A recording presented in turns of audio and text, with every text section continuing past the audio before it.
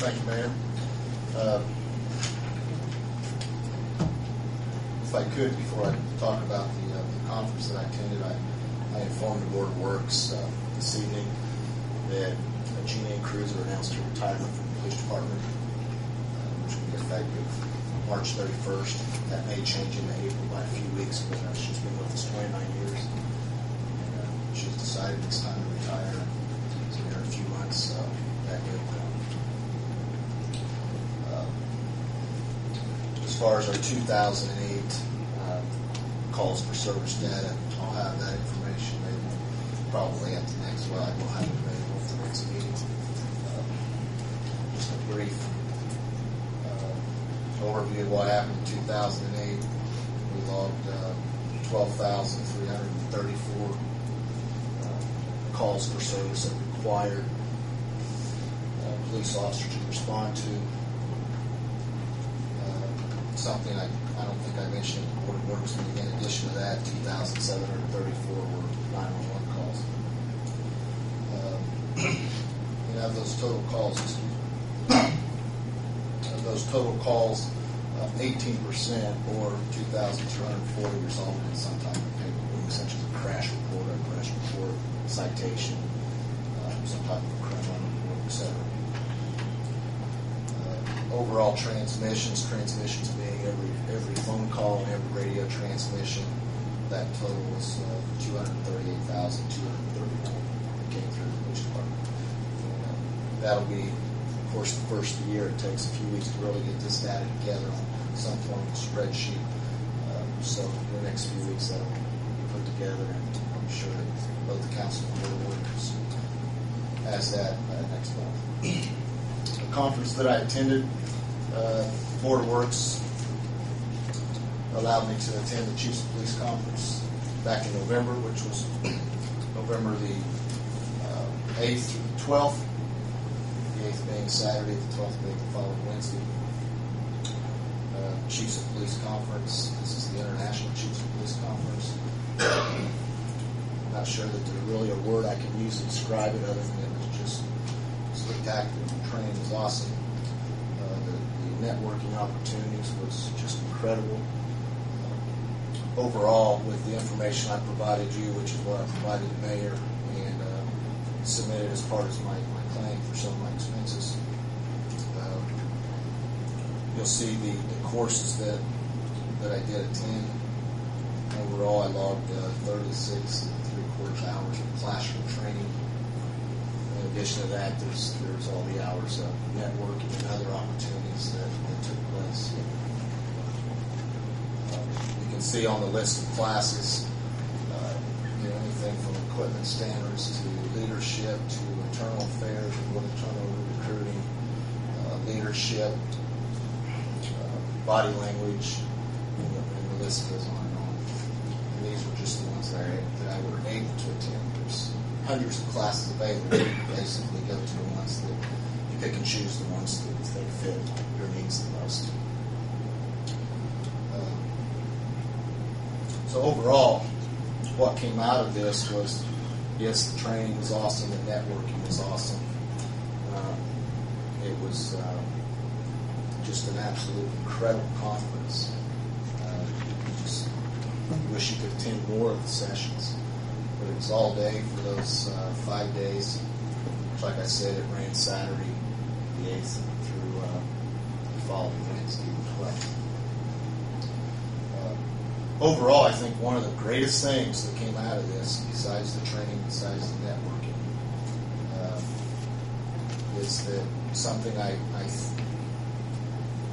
had a little bit of an understanding before I left, but it confirmed it at the conference, is that we need to become much more advanced in law enforcement, and that is in technology. We had a presentation several months ago, which Helen attended, Bill attended, and the mayor attended for a few hours that evening on technology. And this conference was a huge eye-opener to me. With what we currently have is the past as far as technology, and we most desperately need to continue to look to the future we got to figure out where to get there, and that's going to take time. And I'm going to continue to look into that. I'm not going to give up on it. Obviously, it comes down to financing those types of projects because they're expensive. Moving forward and using technology that's available is extremely important. We need to continue to look into that. Brian, I think Questions? I think you'll find a good source of your money will come from grants. I think Eric will tell you back there that it's just a matter of knowing exactly what you need, and they'll help you take the path to get whatever you need. That's what I was wondering. Did you get any of that information from any of the other states that are they getting monies in that way, or what that you brought back? Not really as lines with grants, other than through some of the discussions that I was part of. Grants and law enforcement are kind of tough right now. The homeland security stuff is kind of starting to dwindle down from conversations I'm having with a lot of other police departments. Certainly, we're going to continue to look for grants, but that's what I kind of.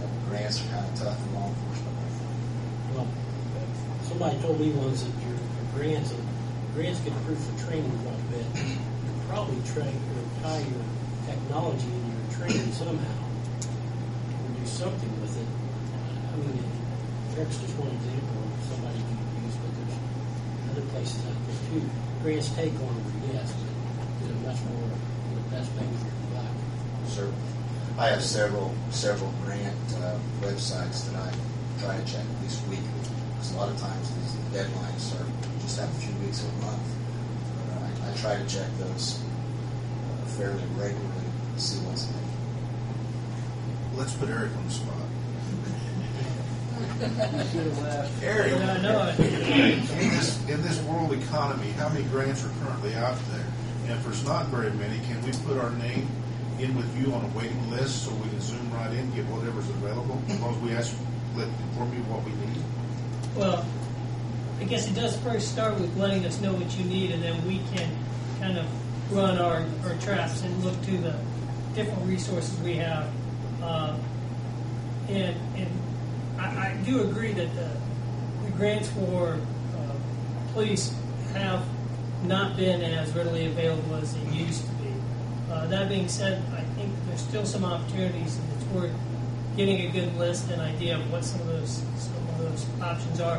And sometimes they may kick off a new program, and we may be able to be creative enough to tap into that, whether it's through the Criminal Justice Institute or Homeland Security, one of those sources. And we just really need to get a good sense of what it is you're looking at, and then we'll just keep our eyes out for what opportunities come. And a lot of times, and the Chief's right, what's going to happen is we're going to find out the grant application is due next week, and it may not be logical to go in at that point in time, but to keep it on our radar screen so that we can say, developmentally, let's work on it for the next grant. I don't mind waiting on something if we know that we can wait on it, and hopefully it will be out there with help from the government towards a grant. I don't like doing that. I don't like coming up with an idea and say this is the newest and greatest and this is a heck of a deal. Now we have to come up with the cold cash to pay for it.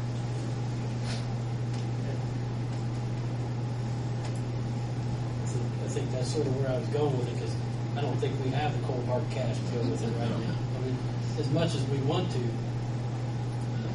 And that program that we saw wasn't cheap. No, it wasn't. It was good, but it was very expensive. Yes. It's something we realized, we knew last year. It's something that's going to take time. It's certainly not going to happen overnight. We need to find every possible way of helping to finance this as we can. And if we can do it, great. If we can't, then we'll just continue to work. We have to have continual improvement. Definitely. And technology is it. And I mean, that's the day that we live in. And we're just going to get behind if we don't catch up or keep up. I mean, we're fortunate enough to have what we have now, but it's a little bit behind. And we need to continue to move forward. And it's going to take time.